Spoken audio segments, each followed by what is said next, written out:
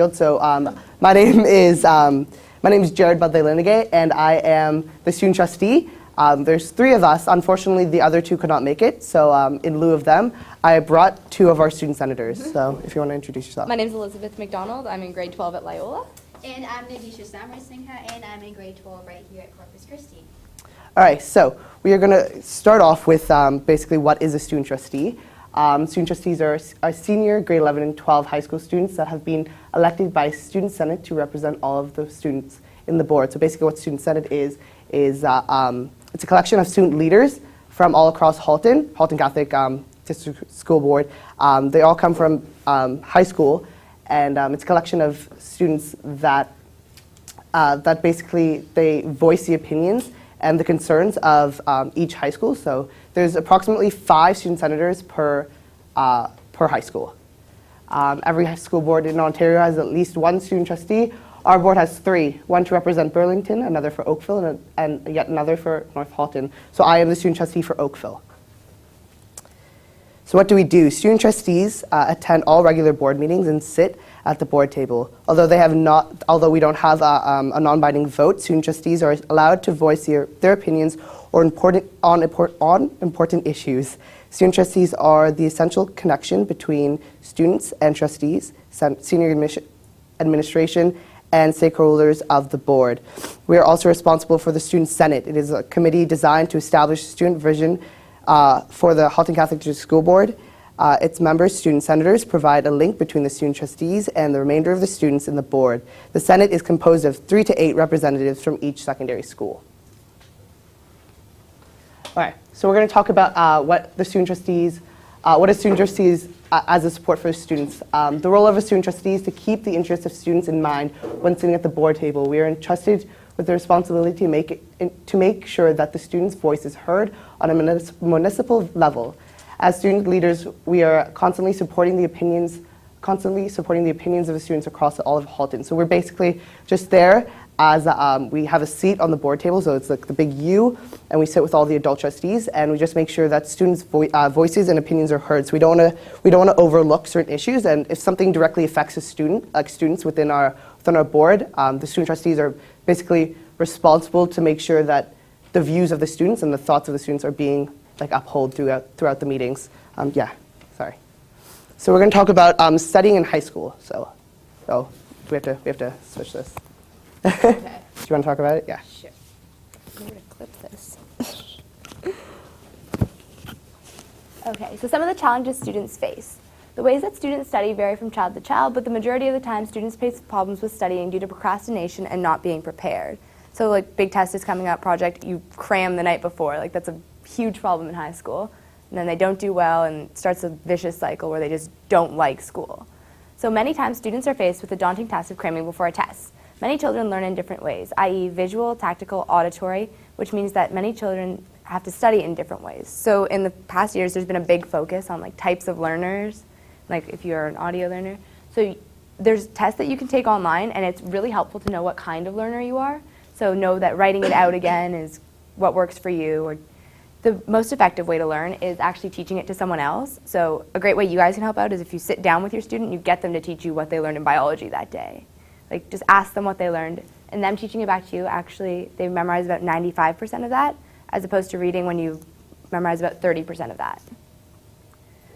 Do you have the website where you can go on? Just Google online learning styles, and the first thing that'll come up is a quiz. So they usually do that in the careers class as well, and we have a leadership class at our school, and they make you take a bunch of those. So useful tips for studying. Pre-planned days to study. So if they're saying they're too busy, they have sports, they have commitments with their friends, make sure that they set out a date to study. So they're like, okay, this day I'm going to stay home and I'm going to study 3 hours for my biology test. So create a schedule of dates and times you want to reserve to study, and start early. So you just learned the lesson, review it that night. That's the most effective way to learn. So use different studying tools, so your textbooks, your notes, the internet. Talk to a teacher about extra help, study with friends, and make study notes. So, go ahead. Are you handing out any handouts with this? Jarrod, do you have any? No, we don't. We didn't go into any handouts. But if we want, we can. I'll give you my email, and if you have any questions, then I can send out some supplementary notes. or is this presentation going to be available online somewhere? Do you have it? You already have it on the cloud thing, So don't you? if you, they're recording it right now, so if you want to go home later, you can probably ask the front desk at the front of downstairs we checked in for the link where they'll have this video, and you can actually go back and watch this video at home. So, yeah. You're watching yourself asking this question. Okay, so, well, technology is changing too, and like most of your students are probably on Facebook. And one of the first things we do in a lot of my classes now is we get everyone in the class's Facebook and somebody makes a group. So if you forgot what homework we have or you need help with a project, you just post it on the Facebook group and then somebody will always help you. And like we have physics study Sundays, like every Sunday we all get together and you can go to the library and we have like our own little table. We just study for like the upcoming week in physics. So there's lots of things you can do to just make it more fun and just make it something that your student will actually get into. So how parents can help students. Parents can be a great resource to students when it comes to studying. In order to help your student, you need to understand the concepts being taught and understand the way that your child learns. After grasping the concepts at hand, then you can create an inclusive environment where it is fun and easy for your child to learn. So that's basically, you want to make sure that you fully understand the concepts that your child is learning. And a big thing is, over the years, obviously, the way teachers teach and the curriculum has obviously changed. So something you might have learned when you were in school, it could be completely different the way from what your child is learning right now. So a key thing to look into is looking over your child's notes. If you look over their notes and see the way your child is being taught, then you can better understand the way to connect with them about what they're learning. So that's a really big thing to look over your child's notes. Also with the learning styles, like if you know what learning style they are, it's easier for you to teach them. If they're a visual learner, like you can help them by like drawing out graphs for them and, instead of just lecturing them, because that does not always stick. Like a lot of students are not auditory learners and that's the most traditional way to teach. So, Jarrod, So, thank you. Let's switch sides. All right, so what parents of secondary students want to know. So basically, we're just going to talk about these things. So a point is communication and interaction between parents and students. So a big thing is having communication level with your students and having open conversations about not only what they're learning in high school, but also about what's happening in their school communities. So a big thing is that we have like good news delegation. We call it good news delegations at my house. So around the dinner table, like Sunday nights, we talk about the week, what's happened in the week, and what everyone's week has been like. It's a great way to know like where everyone, like what level everyone is on, and how somebody's week has been. Especially if your child has had a really stressful week, a lot of the time it's really easy for them, if they talk to you about it, it releases some of the stress that's on them as well. So that's a good thing to do, talking to your students, talking to your children about what they've done throughout the week. So useful tips for parents, so terminology and slang. So we're talking about how students talk nowadays. It changes it changes from like city to city even. So a word in Oakville could mean something totally different in Burlington to say. So you want to make sure that you keep up to date. If you want to talk to your kid, there's a lot of resources online. I don't have the link. I was looking online. I don't have the link. Yeah. So So if you don't know a word, there's a website called Urban Dictionary. Just type in the word and you type in like Urban Dictionary after it on Google, and it'll give you like the definition. And don't be afraid to ask your child. Like they probably know that you don't know the word, and they might just be using it because they know you don't know. Like sometimes it's just interesting to watch my mom's face when I say a word and she has no idea what I'm talking about. So yeah, if you ask them, they will tell you. Like, usually, most of the time, it's nothing bad. It's just a word. Also, a big thing is technology in classrooms and how students can use technology to help benefit them. So a big thing is in most classrooms, and I know at my school, St. Ignatius of Loyola, they have smart boards in almost every classroom, and that is a really good resource teachers use to help with like the different learning styles. Another big thing is like when they have to do presentations, there's like obviously like PowerPoint, but I know a lot of students like they've been switching out of PowerPoint and into a program called Prezi. It's Prezi, and it's a really great program. It's all online, so you don't have to download any software or anything, and basically it it's like a flow chart for your presentation. So you start off with like a big topic, and then what it does is like zooms in on smaller topics. So it's a really good visual aid as well, and it helps students really understand like how to map out their topic. So it's a really good resource to use. Other than that, it's like PowerPoint, Word, Excel, stuff like that. I was going to add on to the pricing thing. It really varies from school to school, though. I know, like, in my school, it's not really encouraged to use it. So before you use the program, just please make sure the teacher's okay with that. Because some teachers won't accept it if it's on Prezi, and I know that. What's the program called? Prezi. Prezi, and it's just .com. Yes? Can I just ask that, because at my office, actually, we found out about it too, because whatever you put, it is in the online world, so Yeah. if you're using it for something confidential or something that shouldn't be online. Okay. Okay. Yeah. Just a question too, I noticed that you have your iPad, so is that something that's widely used now in classrooms? Yeah, so a lot of students bring their iPads to school. So I know like a few people actually like instead of bringing laptops, they have like the keyboards and it attaches to their iPad. It's used. It varies from school to school and child to child. Some kids like exactly. That's what I wanted to know, like if a lot of teachers are accepted in the classroom, or if it's all of my teachers.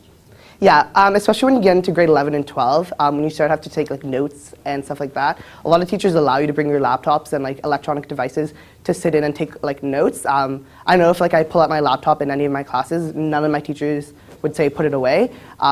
Basically because it's a really good resource to having a laptop or like an iPad during class, because then like you can even do your notes. Like I do all my notes on my laptop instead of like having to write them out.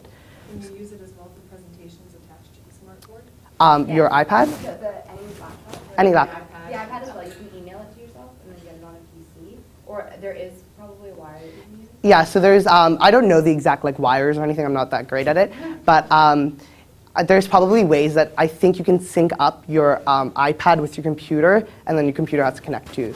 So it's just, you have to like, if you want to look into it, like Google or even go to like Best Buy, places like that, they would be able to tell you. But most of the time, anyways, you have to send your presentations and documents to your teachers to mark. So most of the time, they'll be sending it to a computer. So if they need a computer, the teachers always have a computer. Oh, I don't know about this classroom, but in my school, teachers always have computers that you can use. Yeah. Okay. Take it home with them. Yeah. Oh, okay. And then now we're going to move on to involvement. So parents being involved in their children's lives, especially as a student. So a lot of the time, like you guys, all your children are either going into high school or in high school. You understand that a lot of children don't want you like really present in their social lives or even their school lives. A great way to get involved in your children's school life is to really just, all about communication. You probably heard that a lot, just communicating with your child. It's easier said than done, but communicating about like what's happening in their school and making sure that it's like really transparent about certain issues even in their school environments. Basically in their social lives, it's kind of hard to say because like each child's different, and maybe one child will be really open to you about what's happening in their social lives. You just want to make sure you stay like up to date with like what their mental state is. You want to keep communicating. That's the main issue. Main thing you need to do. Communicate with your children. No, yeah. I wouldn't press the issue. If they don't want to talk to you about it, if they're not very open about it, their group of friends, and everything, I wouldn't press them unless you think there's something going on, there's something wrong. Because sometimes they just don't want to talk to their parents. Like it's just not something they want to talk about. But yeah, if you think that like there's something going on with them, like you see them acting different, then that's when you should start like pressing them and say, see if they want to have their friends over, see what's going on. Also, there's a lot of resources at schools, so a good way to kind of maybe find out what's happening is you can contact student services, and in student services, there will most likely be a social worker linked with student services. If you think that there's something happening in their friend group and you want to address it, but you don't want to go like directly to your child because you know they might lock down, you can talk to a social worker. Most schools have part-time social workers. They're not there all the time. Sometimes they have like Monday, like after school and like stuff like that. So there's like social workers, and most schools they have a CYC, a child youth counselor as well. That deals with just like problems at home. And so if you talk to like student services, or if you even approach a teacher you know that is really close to your student, to your child, it really opens up doors so you can understand what they're doing, not only in school, but in their social lives. Because if something's happening in their social life, it probably ties in with what's happening in school. So like their grades drop because there's like drama in their social group, or there's somebody's mad at somebody else, and they don't have time to do their work because they're dealing with all this stuff on the side. It's hard to understand, but like teenagers, like your friend group is kind of like your family, so when something's going on, it's a little bit like the end of the world. Like it seems like they're being over dramatic, but sometimes it really is important to them, so it's something you have to keep in mind. I have a question. Yeah. Is that in your experience, is that lessen as they get older and as they progress like from grade 10 to grade 11 to grade 12? Is there a transition there? Does it lessen or does it intensify? I think it might depend on the person. Like, it's really hard to make a general statement because every kid is different. But I personally, I think that as you get older, like, you get that, almost like that maturity, and you kind of, because when you get to grade 12, what you do in grade 12 is basically what determines the rest of your life. So I think in grade 12, you get a little bit wiser to, okay, I need to focus on this versus, focusing on that. But again, it varies depending on. And you get more independence as you get older too. Like I know when you come into grade 9, like everyone is scared, they all huddle together, like they're so afraid to be the one kid left out. And you're in grade 12, like it doesn't really matter as much, like you're more comfortable with yourself. And, oh, sorry. Okay. In the topic of communication, right? Yeah. As a parents, we are here attending all these seminars. Yeah. So this is great resource from parents. Yes. Are you guys from school doing anything in terms of communication from students to parents? The communication is Yeah. right. Two-way. Two-way Yeah, street, yeah. sure, yeah. So how you guys doing that? Tackling that situation from student perspective to the parent. You guys do anything about that? So there's no seminars on how to talk to your parents kind of thing. Like that's not offered in our schools, but basically it's really dependent on a child. Like the child's like the way a child talks to their parent varies. Like I'm open with my parents like totally, but Elizabeth might keep some things. It depends on the student, but on the child, sorry. But there's programs and there is like resources like your student services like guidance counselors and your social workers that they kind of bridge the gap sometimes. So if a child really needs to express something but they don't want to go directly to you, there's a lot of times like you go through like a social worker, you go through like a teacher even, and it helps them like before going to you. It helps them kind of collect all their thoughts on what's happening and kind of like progress. Yeah. And I wanted to mention something that could be useful as well, because maybe if you have any type of comments or something, this is a good opportunity to share them. Because there are a lot of people involved in this committee and organizing all these seminars, so this is an opportunity to share with the board as well that you would like to have that type of communication in the other way. So maybe it can be develop a program to teach kids how to communicate with parents. That's another option as well to get that topic involved. Yeah. I just wanted, because we are trying to update our skills, trying to keep up with their yeah, Yeah, like all these technology, gadgets, yeah. all that stuff, but I'm not the person that like to text. Oh, okay. Kids love to receive the text and Yeah. the message and all that, right? Or remind me, text me. I said, no, it's just like, Yeah. can you not remember? Like, Yeah. so the kids at different level. So I was just like, thinking like if there's something for the kids, I'll still understand the parents, the way that would be great. Yeah, definitely at the end of the conference and in the next following days you will receive emails to provide some feedback. So that could be something of interest and useful for the board to have into consideration. And it can also just be something that you implement in your own home. Like if you want them to communicate, you don't want to like text. Me and my mom, she always leaves in the morning before I'm gone, and like she's usually in bed by the time I get home at night because I work late. So we like leave each other sticky notes on the fridge to communicate. She doesn't, I don't know, she cannot work her phone. She's a BlackBerry. So yeah, we like write out notes. We just put them on the fridge, and that's how we communicate. Like if she wants me to pick up milk or something, she'll leave the note on the fridge, and I'll take it in the morning and leave her something for when she gets home. So it's like little ideas like that you can just implement yourself, and it doesn't have to involve technology. All right. So we're going to move on to Catholic education and the benefits from the student's point of view. So I know, especially at this age, a lot of children start making their own, like they develop their own values and ideas and opinions about a lot of issues. At a school level, like they're always going to be like there's always going to be a Catholic aspect in every single class. No matter if it's science or religion or if it's English, there's going to be some tie-in to our Catholic faith within every class. So there's always going to be like the lens, like a Catholic lens on everything we do.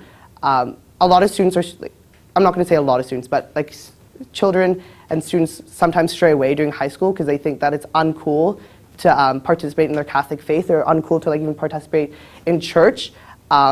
But a lot of things is like, some children, students don't understand that our Catholic faith isn't only like going to church, that like we go off like social justice, like that's part of our Catholic faith, and going outside of the church and doing things in our local communities. Also, I highly suggest is like creating like a Catholic home. So it doesn't have to be like always going to church, because that's something that a lot of people don't like, a lot of children don't like to do, like going to church and participating in church, because it might be uncool. But setting like a Catholic like home, like just small like values and things that you might overlook, but like you might overlook them as it's just like a thing that you already do, but really has like a Catholic underlying. So they don't really notice it sometimes, but in a lot of things they do, they're like expressing their Catholic faith. So that's a good, like a thing that you might want to like bring up with your children, be like, oh, like you're going to like a food shelter, like that ties into our Catholic faith. Yeah. All right. And then we're going to talk about risks the students face in high school, so like drugs. Yep. The students who come to Catholic school, more, for example, at high school level, but who are not from the religious background. Yes. How do they adjust to this new setup? Yeah, you want to talk about it? Sorry. What are their challenges? Actually, I actually know quite a few students who aren't Catholic who come to this school. And really, I feel like they're fine with it. They have to learn. You have to take religion. Like, that's mandatory if you're in a Catholic school. But I feel like no one really presses them to believe what we learn. So I feel like it's really okay for them. They have to learn it, but I feel like no one presses them to be Catholic. So if that answers your question. Yeah, I personally am not Catholic, but I love my religion class, like ethics. Like, we learn things, and it's good not to be ignorant to that. Like, I'm not anti-Catholic, like it's not my personal belief, and they don't make you believe it, but they do educate you on it, and one day if you do choose that, like you have all the facts about it. Like, I think it's great, like it's an easy adjustment. Especially in grade 11 and 12. Grade 9 and 10 is basically just like studying like Bible and scripture and stuff like that. 9 and 10 you do that. Grade 11 and 12 you look into like world religions. So you look in not only into like the Catholic faith, but you look into like Hinduism, Buddhism, Judaism, and depending on the curriculum. So it's different, and it really opens up people's eyes to what's out there and not being ignorant of different religions. And a good thing is that it shows the inter-dialogue between the Interfaith dialogue. Yeah, between different religions. So like how like our Pope would talk to like the communication between like the Catholic Church and say like a synagogue, so stuff like that. So it's really good for students, and it really ties in, like it kind of, sometimes it seems like a lot of faith and like things are really separate, but if you look at Judaism and Islam and all this stuff, it all kind of like flows together because they all stem from like the same background. So, okay? Yeah. Yeah, and they teach you don't have to believe it, but you do have to respect it, and you respect other people's differences and beliefs. And like, I think it's good to get that like experience and exposure now, because in the real world, like, it's good. Like, even though it's a Catholic good environment, lesson. no one like forces the religion on you. Like, no one says you have to be Catholic. So it's not like any bias or anything. I feel like really, although it's a Catholic environment, everyone's kind of welcome and accepted. Okay. So so we're gonna talk about risks that students face in high school. So we're gonna talk about like Elizabeth will talk about like drugs. And alcohol. So like I know they do the DARE in the grade 6, but it's a whole new experience when you come into high school, because there are a lot of drugs and like alcohol situations that you will be exposed to. And the most important thing that you know is to teach your child how to say no, and like just to say no, like not to put themselves in that situation. So to just take themselves out of it, like it's not something that they want to try to experiment with. Like, it's not a normal part of youth. Like, they should not be doing drugs. So there's a DARE thing in grade 6? Yeah, do you guys, most schools do that. DARE, like the drug, alcohol, yeah. DARE. And they teach you that in grade 6, but you're not really exposed then. Like, it's when you come to high school that the major exposure starts. And like they have to be like confident enough in themselves to say no, like not to be peer pressured into it. So like if you just let them know that there is no benefit to drugs and alcohol, then like there's absolutely nothing there for them, then they probably are more likely to say no. Anything else? Yes. Can I just ask where do you see that pressure happening? Like, is it in the hallways? Is it, mostly at, after school dances or at parties? Like, where is a lot of that pressure? It's a lot of it's after school. Like not much of it is during school. Like I know we have like a little pit at our school where people smoke, and if you stay away from it, no one's gonna like come out and try to drag you into it or anything. So you just avoid that area. When you're talking about like a pit, it's not really like a pit. What it is that there's students that are in our school that have already started like smoking cigarettes and stuff like that, and due to like addiction and stuff like that, they continue to smoke cigarettes. So it's not like a designated area. It's all school property. It's all school property. And that's just a place where they're allowed to go, and if they need to, they can smoke a cigarette. But it's not endorsed by the school, and it's not endorsed by the by the board or anything. It's just if they're addicted and they're doing these things, that's where they go.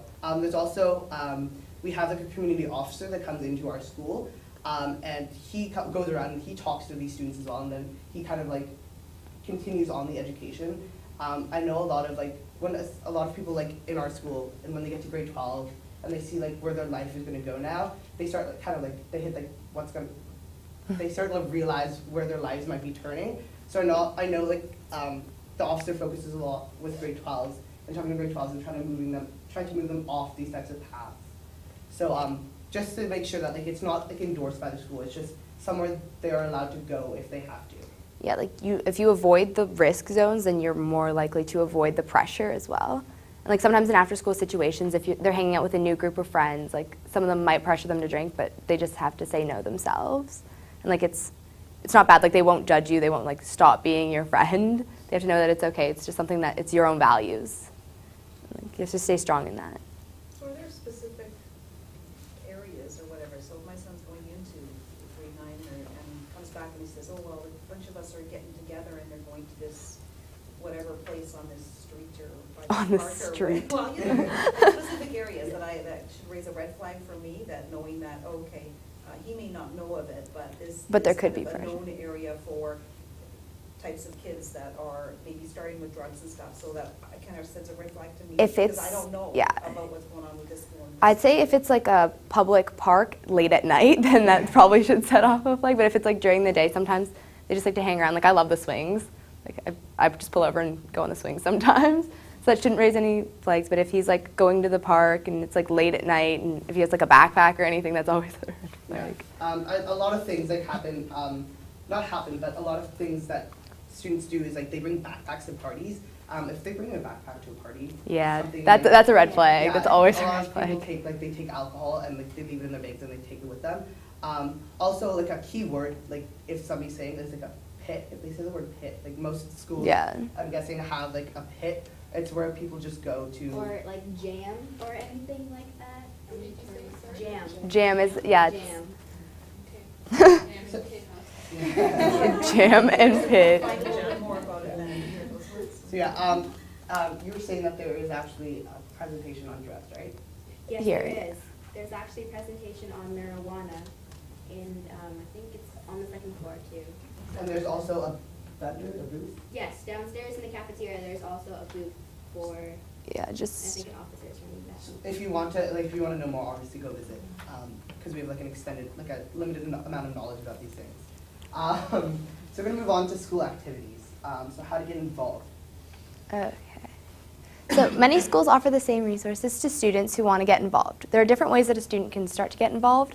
So they can talk to student services, talk to the physical education department, the chaplaincy leader, or a prefect, which is a student leader within the school. So all these things, like these are different places they can go to find like something they're interested in. So like if you know your child is really interested in social justice, most social justice clubs and campaigns are run through like a chaplaincy leader. I know at our school it is. So they can go there. Also, like if they're really into sports, but they don't know anything, like they don't know when sports start or what season it's in, or where they can go to get this information. Like your physical education, most of them have like department offices, so they can go there to talk to them about talk to them to see when certain sports start. probably the biggest piece of advice I could give to any students, like I talk to a lot of parents, and they ask like, what's your biggest, what would you do, like what would you, if you could tell my child wants something, what would you tell them? And I say to get involved, because like a high school experience would be like going to school, coming back from school, doing your homework, and then watching video games, or playing video games, or watching TV, or going to a friend's house. But there's no equal like experience like joining a club. Because not only you're exposing yourself to a new friend group and a new set of people, but also gives you like a valuable knowledge, like social justice, like things about like issues in our local communities, and like physical education and sports. Like maybe your kid really likes like sports, like soccer, but they don't know where they want to go after like joining maybe like the soccer team and seeing what like gym teachers do and degrees they have. It could turn them maybe into like looking into like physiotherapy and stuff like that. Yeah, so like the biggest thing you guys can do, encourage your kid to get involved. I know like grade 9 it's scary, you don't want to be like alone walking into a room full of strangers, but it's people with like interests, and like everyone encourages you, and it's a really great experience to get involved in high school. And like there's so much stuff, like it's not like elementary school where you have like, especially with sports, where you have like 2 or 3 sports. There's so many sports, and there's probably things that they haven't been exposed to before. Like we have field hockey and rugby, maybe they've never played that before. But in grade 9, like everyone, like no one's played field hockey before, and they can all learn together. So really, there's so much that you can do. Is that intramural level, or is that actually? It varies depending on school. So at Corpus, we have the field hockey team isn't intramural, but really, if you start in grade 9, you can continue on through to grade 12 because it's for girls. So. Basically, they start learning together in grade 9 because most of them have no previous exposure to field hockey, and then you just continue on. And there are lots of non-athletic clubs too. Like our school has a lot of strange. So we have book club, glee club, debate. Like there's everything for every interest, and so it covers like a large field. So if your child maybe they don't like they haven't been exposed to like joining groups and stuff like that, and maybe they're not really a social person. There's always groups that they can join. I know like there's people that want to start like a video gaming league at our school and stuff like that. Oh yeah, you can always start a club too. If you go write a proposal, go to the principal. Like if something that they're interested in doesn't have a club, you can definitely start one. So who are leading the clubs?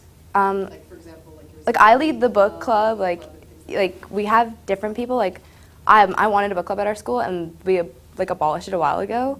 So then I just went to the principal and we started it up again. So then it's usually student leaders, but sometimes teachers run them too. So yeah, you get a teacher involved, like your favorite English teacher, like you ask her to help out. Like. But they don't have to be a student leader to start a club. Like anyone can start a club. All you do is like you get a teacher advisor, teaching you like a supervisor, and then you basically just write up a small report, or if you get your teacher, like the teacher to go to talk to the principal. It's really easy. Like I've started up like 2 clubs, I think. Lost track. Club, and also like if they want to start an initiative in their school as well, it's kind of starting off with like extracurriculars. But if they want to start an initiative, it's really easy too. It's basically the same thing. You talk to a teacher, and then you basically write a proposal and you give it in to the principal. So it's a really fulfilling experience to start a club or to start an initiative in your school, because then you maybe start in grade 10 and then you see grade 11 and 12 how it grows and the changes you made in the school. So it's a really fulfilling, like that's one of the best things to do is to start a club, I think. Yeah, if you think you like something like obscure, like you really like gardening and like there's no gardening club at your school, then you start one and you see all the people who show up at the first meeting. Like it's a great way to meet people with similar interests who aren't necessarily in your friend group or in your grade even. So it's a good way to expand. And that's also a way to like avoid the drug and alcohol use. Like a lot of times that's out of boredom. Like they're kids, they just want to do something. So joining clubs and groups is a great way to help avoid that as well. Yeah. All right, so that's basically what we talked about. So clubs and sports, variety of sports, variety of clubs. Like every school, I doubt there would be something that in a school that your child does not want to get involved with. Maybe they say that, maybe they're just a little resilient to joining something, because I know sometimes there might be like a faux pas on like joining like student council or something like that. They might think like all of those kids are like nerds, but like it differs from each school to school and like child to child. But really stress, like this is what you need to do. You need to get involved. It's not too late to get involved in grade 10 and 11. Right now, grade 12, there is still time to get involved in grade 12. Also, you don't want to do things because it looks good on an application, but it does. But it does look good on an application. Like for university, so highly suggest it. Like if there's, it's the difference between like if your child has an 87 and somebody else has an 87, and you guys are they're battling it out for like the last spot in a program, but the kid has like 7 different extracurricular things, and your child has nothing, then obviously they might take the kid that has a lot more. So that's probably the one thing like Yeah, you really want. scholarships and essays and all of that stuff too. Like you write about these experiences, and if you're not in the clubs, you can't have the experiences to write about. And especially for the more competitive programs, like there's programs where they only take 160 kids and thousands apply, and they have to look at the extracurriculars. So the more you have, like the better it is for you. Like there's no downside to being involved in your school community. Like it makes it feel more like a home and not just like some prison that you're forced to go to every day. Okay. So volunteering is one of the best and most rewarding opportunities that schools have to offer. There are many ways to get involved through the school and make a difference in the community. Student Services houses the opportunities in and outside of the school and is always available to provide guidance. So mandatory 40 hours you have to do, but a lot of students do over the 40 hours because there are so many fun things. Like the Santa Claus parade is like, that's always fun. Most schools do that one. Like Big Brothers Big Sisters, like the after school tutoring programs. There is 1,000 ways to get involved with volunteering. Yeah. Sorry. Yeah. Or as you say, for those who have kids in grade 8, this year it changed, right? That they're between the summer, between grade 8 and 9, you can accumulate hours. Oh, I didn't know that.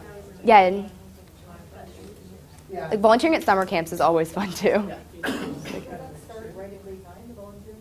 Yes, but it used to be that it only started, like now it starts as soon as you finish grade 8, you can do that summer before grade 9. I've been told that, I'm 90% sure that's accurate. Yeah, I think they were trying to get that to happen because I know a lot of kids did volunteer that summer and they wouldn't let them use the hours in high school, so I think they were trying to get that changed. And that's great because July 1st you can do it. Yeah. then you can like finish the 40 in like right in that summer, and then you can get more. Like my advice is to just get your 40 done and over with, and then get more if you need to. Because I know so many people, and they left it till last minute in grade 12 to get their 40, and they're scrambling for hours right now. So just get it done when you can. That's my advice. It's A lot not of really, yeah. teachers, sorry, a lot of teachers and like administration, like if they see you don't have 40 hours and you're like it's like June and you still haven't got them, they take that into consideration for a lot of things. Like maybe like you're scrambling for hours. Some teachers don't want to give you those hours because it shows that you're not being that the kid's not being responsible enough to do it beforehand. So strongly, highly suggest getting their hours done in grade 9, because grade 9, like although it's a change. Like it's a change from grade 8 to grade 9, and you have like all these stresses. If you get them all done in grade 9, like summer of grade 9 even, it really helps out like during grade 10, 11, 12. Like 11, 12, like I right now have no time to do anything. Like I have a lot of things to do, but like I don't have time to even like go out with some friends. So it's really like when you get to grade 12, everything gets like It's stress level fast, times yeah. 100. And it does show up on your transcript whether you have your hours or not, so it's always nice when you're applying to university that they see that you have all your hours done.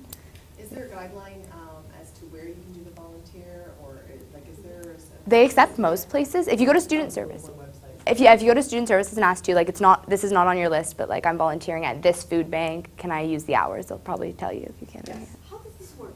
This will just submit the summary of all the hour like every year, or they can just all 40 at do it and once. then submit at the end of grade 12? Yeah. So I know at Loyola what happens is you can, like the secretary for student services, she only accepts 40 hours.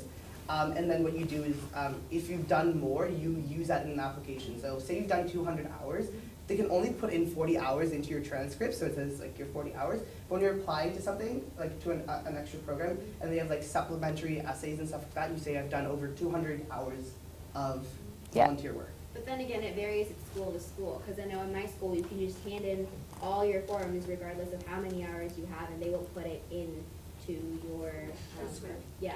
So it's really good for students to talk to student services. Yeah. They always go around in grade 9 and 10. Yeah. Every year they go around and they talk to students about like what's happening this year and expectations and stuff like that. And like, But if you're confused, student services is a great resource. and it Is that how they find out about this whole thing? 'Cause- about volunteering.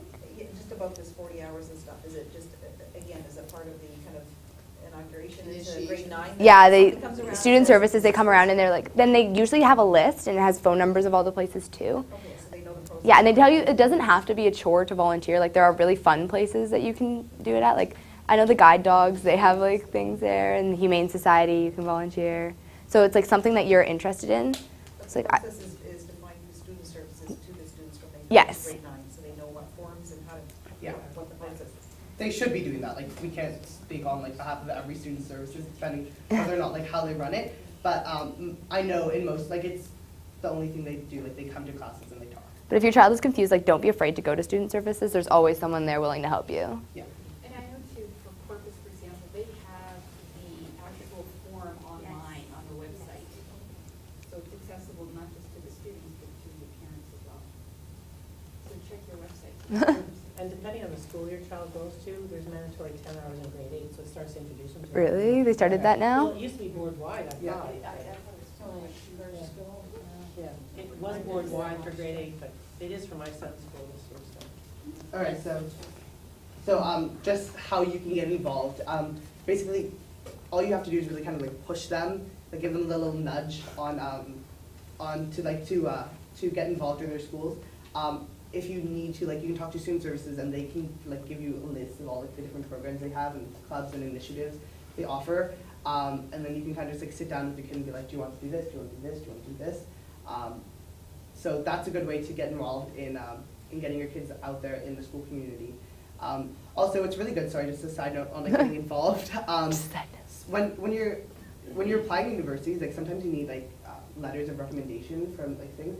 If your student's getting involved in a program, and they're like really involved in like say like student council, like a teacher advisor would be more than willing to write your child like a letter of recommendation if they're doing a really good job in the club. So that's another positive thing for getting involved in your school community.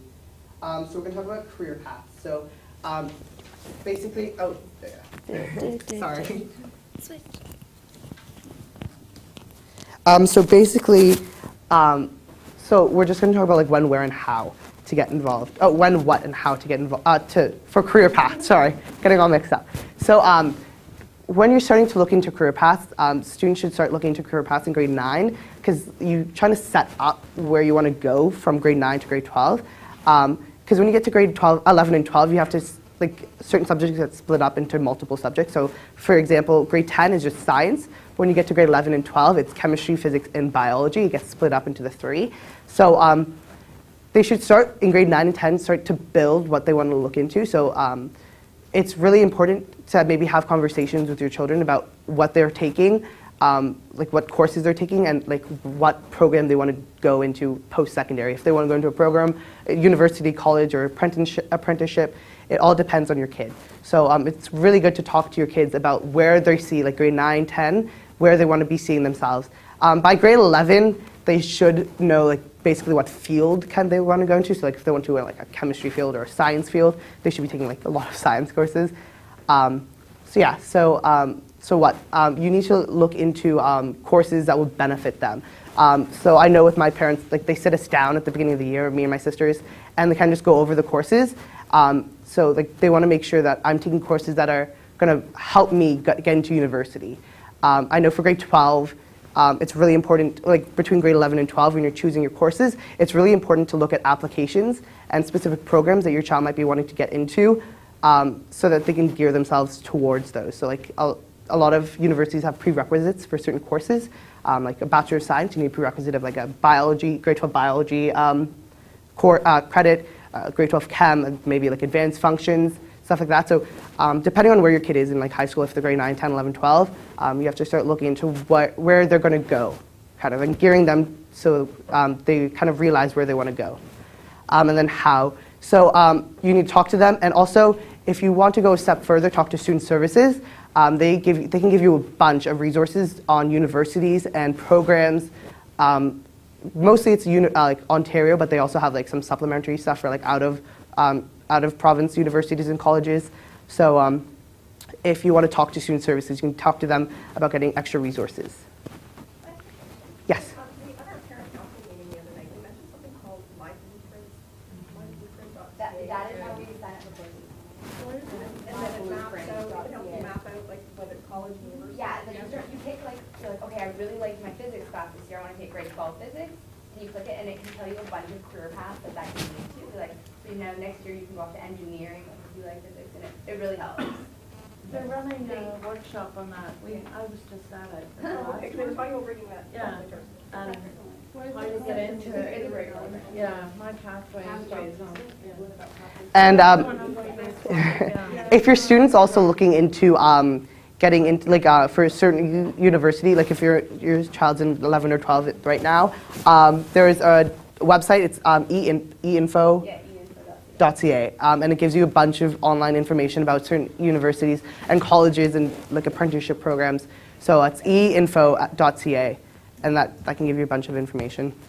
A great thing if your student doesn't know what they want to do, or they just don't know, and like they're thinking of, like, maybe I want to be a doctor, but I don't know how it would be to work in a hospital. Most schools offer co-op, and that's in grade 11 or 12. It's 2 credits, and I think it counts towards your group 2, like you don't have those too. And you like apprentice kind of there, and like you follow them around and like, you do projects on it, and like they decide they really like the hospital environment, and that can help like, shape what they want to do, or they decide it's not for them, then they know they can look more into something else. So it's good to get an idea. Why do we advertise the career fairs like for university and college? Because I found out, I guess it happened early, I guess in September, but obviously my son didn't come and mention anything. I mean, he's only in grade 9, but I'm one of those, that's kind of thinking, already 11, 12 sort of thing. So is that widely communicated to the students? Oh yeah, we have one within our school as well as seminar day where all of our university and mixed courses are canceled that day, and we get to go around and see like university different presentations. Like there's definitely a focus on it, and they advertise the college fair and university fair, and the colleges come visit us as well. What grades do I guess we wouldn't advertise it as much to the grade 9s. They're really focusing on the grade 12s. So they broadcasted a lot to the grade 12s, but I guess the grade 9s wouldn't even really know about it because they're not really focusing on. You know, usually Well, the grade 11s would know about it, but just the grade 9s. Grade 12 is grade 12. Yeah. They make announcements school-wide as well. So. Is there like a newsletter that comes out that kind of just advises of these things? I've done a lot of time too in elementary. A lot of newsletters kind of Yeah. disappointing. Because it's like, Well, there's school websites, so Yeah. you might want to kind of tells out what's coming Yeah. on the calendar. Yeah. Yeah, we check it out once in a while. Yeah, it's really helpful. You gotta check it out a couple times a week. So yeah, the school website, I know at our school it's run by the secretaries, so they're the ones that post all the relevant information on, so it's a really good resource to use. I think it's like this name of your school and like .hcdsb.org. So. Another interesting option is because the schools are having the school council meeting every month. Yes. So anytime can attend those meetings. That's an option to express that you would like to have more information there with yourself, or that your kids have that information at that age that you were saying, for example, grade 9. It could be interesting for them to start knowing this. If you can propose, if you cannot attend those meetings, you can propose that that's a topic for the meeting, and then you can express that to your children's teacher, or even if you know some of the members of the school council, you can suggest that, and then they can discuss and provide you with more information. Actually, if I can suggest, I was on elementary council a few times. I'm on high school council because it's a vacuum. High school's a vacuum for Yeah. parents. Where we got spoon-fed all through elementary, and we got newsletters and letters home. High school's a vacuum. And one of the things I found, at least at Notre Dame, is that it's a very open, welcome environment. We might have 30 people at council, and it's not like elementary where you sat in separate rows and you weren't allowed to talk. We all sit at the same table, and everyone chats. It's the only difference is when it comes time to vote, the people who are members vote. So really and truly, I'd encourage everybody to get to high school council. Even if you don't join the council, just go to the meetings. There's a principal's report. It's the most informative thing you're ever going to hear. It's once a month, you get to hear what's going to happen in the school. It's worth going. And a list of all the activities and stuff like that, so you'll learn it from your kids. Exactly. And most of the time, there's also a student update as well. So like I know like our student council president does a student update. So that like if maybe there's a dance coming up and your child hasn't talked to you about it, that can give you like a kind of like what's happening in the school like for a student's perspective. Are all those minutes posted on the Yes. school Yes. website? Yeah. So whatever goes on is captured once you're reading those. still not as good as hearing what's going on. Yeah. I joined the grade 9 because I thought there's a grade 11, grade 12 parents on there who've been through all this. Yeah. Yeah. Right, so we're going to quickly talk about Bill 13. So have you guys all heard of Bill 13? No? Okay, so basically it was really not controversial, but it was a really big issue in especially Catholic boards. It was proposed by the Ministry of Education, and it's called Accepting Schools Act. It's basically just a bill focused on bullying.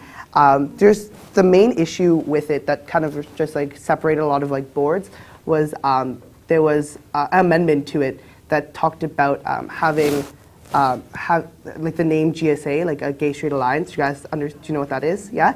So the name GSA, a lot of Catholic boards, they think that it might be a little not offensive, controversial and misleading. So they can change the name. But the amendment in this bill was that no board or principal or teacher can tell a student to change the name. So it got passed, and it is in legislation right now. So just key things to know about it is if a student, every school is, they're not obligated to have a GSA, but if a student feels the need to have a GSA in their school, they can. And it's only for, it's basically talking about homophobia and issues happening in the school pending to homophobia and bullying due to homophobia and stuff like that. It's not a group to convert people kind of thing. It's not like that. It's tolerance. It's a tolerance thing. So it's there for students to express themselves. If they have a problem in their school or if something's happening, and it has it's talking about homophobia. It's mostly there so people can have a safe environment where they're not going to be judged. I know that there's also a lot of programs in schools where there's bullying. They're very, very, very similar, but a lot of students the topic of gay, transgendered, and lesbian students is still a lot of people tiptoe around the issue. So this is a really safe environment. This is it's made for that purpose. So students that are even openly gay or people that support, it's a Gay Straight Alliance. So students that support gay, lesbian, transgendered students in their school, they can also come and support them. A lot of the time, it's not about people sitting around in circles and talking about their feelings and stuff like that. It's basically just something for tolerance and acceptance. So it's saying we're here, these are the people that support, there's openly gay people in our school, and we support them. And I know at different schools they have different initiatives and different things that they do in their schools to support this group. So there's not an obligation for each school to have one. If a student feels the need to have a GSA in their school, they can have one, they can set it up. What the bill talked about was just the name of the club. Before, a lot of schools would say we're totally open for you guys to have this club, but we want to change the name, and we might want to open it up so other people, so for other students as well, so not only on homophobia. So probably last year, they put into effect Respecting Differences clubs, where it's not only focuses on homophobia, it also focuses on the broad span of bullying. So if cultural bullying and racism and mental disability. So that's what the group was for. But since they now put together, they put GSA back, they made GSA legislation, things have been kind of changing. They've been updating a lot of their policies and procedures. So the name was probably the most controversial issue with the bill. If a student wants to keep the name at GSA, they can, but it's also encouraged if a student wants to change the name, that's totally fine as well. So different clubs, different schools could have different names, so it doesn't have to be a GSA. It's mostly dependent on the student, so it's all given to the students to do what they want with it. So the board or teacher or principal can't be they can't tell you to change the name. So that was a really big, not issue, or it was just something that the Catholic boards had to deal with. So it was basically that was the big thing this summer and last year. But it doesn't only encompass a GSA. There's also other issues. So there's issues concerning bullying. So principals have to report in respects to a possible incident of bullying. So they have to report to certain board members, appointed board staff. like principals have to notify the parent or guardian of both the student who is believed to have been harmed and the student that is believed to have caused the harm. So it's a lot of policies and procedures that they also put throughout the bill. It kind of just got blown out of proportion for a certain, like for the GSA issue. But it doesn't only encompass GSAs, it also encompasses a lot of bullying issues. So yeah, so that's what Bill 13 was as like an update kind of thing. So if your kid comes up to you and talks about like a GSA or like a Bill 13, like all this politics stuff, you kind of have like a base knowledge of what you can do. If you want to read the full report, you can just Google Bill 13 Ontario, and the first thing pops up is a government, like the Government of Ontario website, and it breaks down like each subsection of the bill and what's happening if you want to get more information. Also, I'm reading right now, it's a summary of it. The Halton Catholic District School Board, I was looking up online, they don't have a summary of it, but the Halton District does. It's not like there's no difference, it's just summarizing what the bill means. So it has nothing to do with like Catholic views or public views. It's just summarizing what the bill means and certain things that are implemented in like September of 2012. So right now, what's being implemented. So if you want to also look, it's in the Halton District. It's a summary of that. And that will conclude our presentation. So if there's any questions you have right now, you can ask us. Also, so since I'm student trustee, like I'm like represent the students, I'll write down my email. Do you have a business card? Oh yeah, I have my business cards. Yeah, I wrote business cards. So if you want, I can give you business cards if you want to contact me. If not, it's totally fine. My email is on the board website anyways, if you look up student trustees. Basically, there's two others. I represent Oakville. My name is Jarrod, Baddeliyanage, and I'm from St. Ignatius Philila. Then there's Emily Wilson. She is from Christ the King, and she represents like Halton Hills, like the greater Halton area. And Noah Parker, he is from Notre Dame, and he's in grade 12 as well. So he represents Burlington. So if your student has, like if your child has an issue with something, or they want to talk to somebody or get involved in their school community about like certain leadership things, or if they want to go to like, if they want to talk about something like on a board level, or if they have an issue, stuff like that, initiatives even, they can email us. It's on the board website. Also, yeah, it's on the board website. It's under student trustees and student senate. So yeah. Does anyone have any questions right now? Oh, okay.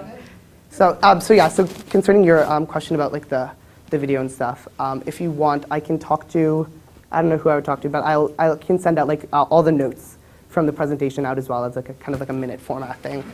So, okay. All right. Thank you. All right. Do I take this off?